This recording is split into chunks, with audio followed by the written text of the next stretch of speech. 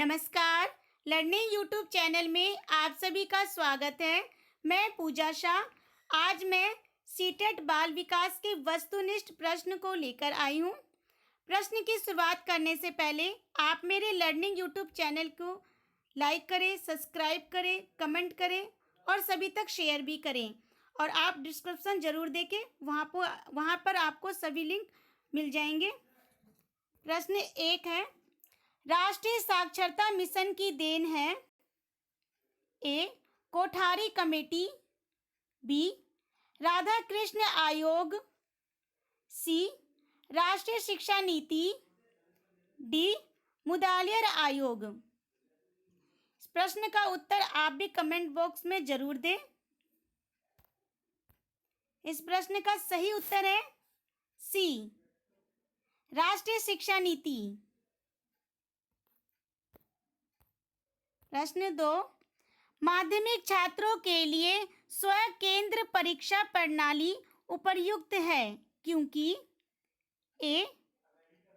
विद्यालय से दूर नहीं जाना पड़ता, बी. नकल में सुविधा होती है, सी. अपने केंद्र पर अनुशासित रहते हैं, डी. दूसरे परीक्षा केंद्र पर छात्र निराश हो जाते हैं। आप जो है प्रश्नों के उत्तर जरूर कमेंट बॉक्स में दें ताकि आपकी भी तैयारी होए। और प्रश्न 2 का सही उत्तर है ए. विद्यालय से दूर नहीं जाना पड़ता है। माध्यमिक छात्रों के लिए जो है स्व केंद्र परीक्षा जो है नज़दीक होती है और इससे क्या होता है कि उन्हें ज़्यादा दूर भी नहीं जाना पड़ता है। और प्रश्न 3 है, व्याख्या देते समय कोई उद्दंड छात्र बाधा उत्पन्न करता है तो आप ए. उसे दंड देंगे, बी. कक्षा से बाहर निकाल देंगे, सी. चुप रहने के लिए कहेंगे, डी. धैर्यपूर्ण उसकी बात सुनेंगे। जब ऐसे प्रश्न आए तो आप इन प्रश्नों को खुद पर भी लागू कर सकते हैं कि मानिए कि आप व्याख्या देते समय यदि आप एक कक्षा के अंतर्गत किसी को पढ़ा रहे हैं, आप व्याख्या दे रहे हैं, तो अगर उस दौरान अगर कोई बच्चा बहुत ज़्यादा शरारत करता है या उद्दंड करता है तो आप उस बाधा को जो उत्पन्न कर रहा है उसे किस तरह उसका समाधान करेंगे। तो ऐसे प्रश्न भी आप खुद से विचार करके भी आप इसका समाधान या उत्तर दे सकते हैं। और इस प्रश्न का जो सही उत्तर है, इस प्रश्न का सही उत्तर है डी. धैर्यपूर्ण उसकी बात सुनेंगे। कक्षा के दौरान जब कोई विद्यार्थी उद्दंड कर रहा हो तो उस दौरान आप जो है पहले उनकी धैर्यपूर्ण बातों को सुन सकते हैं। तो ये प्रश्न का जो सही उत्तर है डी। प्रश्न 4, अध्यापक छात्रों के व्यक्तिगत विभेद को किस प्रकार सर्वोत्तम ढंग से जान सकता है? ए. निबंध लिखवाकर, बी. वाद विवाद प्रतियोगिताओं से, सी. परीक्षण परिणाम से, डी. मनोवैज्ञानिक परीक्षण से। अब देखिए यहाँ पे जो प्रश्न में कहा गया है कि जो अध्यापक छात्रों के अगर व्यक्तिगत विभेद को कैसे जान सकता है और इसका सर्वोत्तम ढंग कौन सा हो सकता है, तो इस प्रश्न का जो सही उत्तर है वो है डी. मनोवैज्ञानिक परीक्षण से। मनोवैज्ञानिक परीक्षण के माध्यम से जो है अध्यापक छात्र के जो व्यक्तिगत विभेद को जान सकता है और ये जो है सर्वोत्तम ढंग से जाना जा सकता है। और इस प्रश्न का सही उत्तर हुआ डी. मनोवैज्ञानिक परीक्षण। प्रश्न 5, किस विधि में अध्ययनकर्ता बच्चों या माता पिता या अध्यापक से मिलकर विविध प्रश्न पूछ सकता है? ए. साक्षात्कार विधि, बी.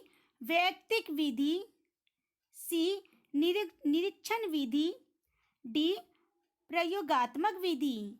अब यहाँ पे तो सभी विधि की बात की जा रही है, लेकिन यहाँ पे प्रश्न में ये पूछा जा रहा है कि किस विधि में, आखिर वो कौन सी विधि है जिसमें अध्यापक, बच्चे, माता पिता और ये सभी मिलके जहाँ पे इनकी यहाँ पे मिलकर जो प्रश्न पूछे जाते हैं तो कौन सी विधि है?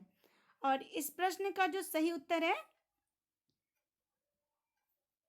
ए, साक्षात्कार विधि। साक्षात्कार विधि के माध्यम से जो है बच्चों के बीच में जो भी समस्या हो, साक्षात और जो अध्यापक है और माता पिता, बच्चे, अध्यापक, इनसे वार्तालाप के माध्यम से विविध प्रश्न पूछे जा सकते हैं। प्रश्न 6, किस परीक्षण में विश्वसनीयता अधिक होती है? ए, निबंधनात्मक, बी, संक्षिप्त प्रश्न परीक्षण, सी, वस्तुनिष्ठ परीक्षण, डी, इनमें से कोई नहीं। अब आपको ना सबसे पहले प्रश्न को ध्यान से समझना है कि प्रश्न कह क्या रहा है, उसके बाद ही आपको इसका उत्तर देना है। प्रश्न 6 में जो पूछा गया है कि किस परीक्षण में विश्वसनीयता अधिक होती है, और प्रश्न 6 का सही उत्तर है सी, वस्तुनिष्ठ परीक्षण। वस्तुनिष्ठ परीक्षण में जो है विश्वसनीयता अधिक होती है। प्रश्न 7, परिवार शिक्षा का किस प्रकार का साधन है? ए, अनौपचारिक साधन, ए, औपचारिक साधन, ए जो है औपचारिक साधन है, बी, अनौपचारिक साधन, सी, औपचारिकेतर साधन, डी, इनमें से कोई नहीं।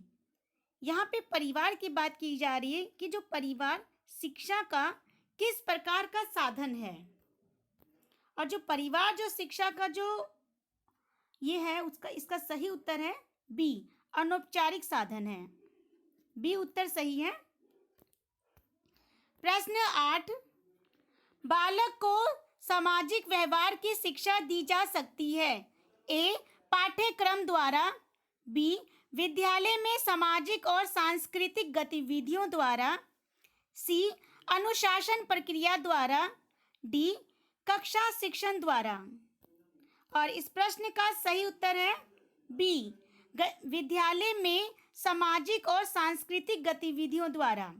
क्योंकि अगर बालक को सामाजिक व्यवहार की शिक्षा देनी है तो विद्यालय में सामाजिक और सांस्कृतिक गतिविधियां होना बहुत जरूरी है। गतिविधियों के माध्यम से जो होता है बच्चे जो है गतिविधियों के में भाग लेते हैं और अपने अंदर की जो भी कलाकारी होती है वो जरूर वो प्रदर्शित भी करते हैं। तो सामाजिक व्यवहार की शिक्षा भी हम गतिविधियों के द्वारा, सामाजिक सांस्कृतिक के द्वारा, विद्यालय में जो भी प्रोग्राम हो तो सांस्कृतिक, सामाजिक, तो इसमें जब बच्चे भाग लेते हैं तो एक सामाजिक व्यवहारिक की शिक्षा भी कहीं ना कहीं प्रदान होती है। तो इस प्रश्न का सही उत्तर है बी, विद्यालय में सामाजिक और सांस्कृतिक गतिविधियों द्वारा। प्रश्न 9, शिक्षा एक त्रिकोणीय प्रक्रिया है जो ए, छात्र ज्ञान सामाजिक परिवेश, बी, छात्र शिक्षक पाठशाला, सी, छात्र शिक्षक ज्ञानार्जन, डी, छात्र शिक्षक ज्ञान।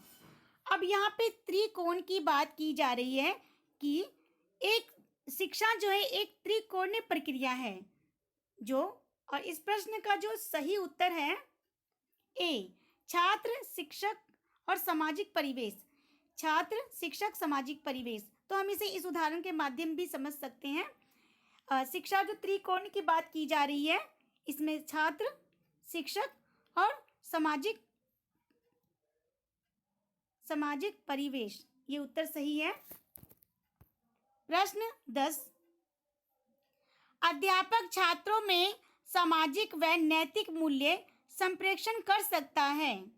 ए, मूल्यों पर भाषण देकर, बी, दृश्य श्रव्य कार्यक्रम दिखाकर, सी, पाठ्य सहगामी क्रियाओं की अधिकता से, डी, धार्मिक बातें बताकर।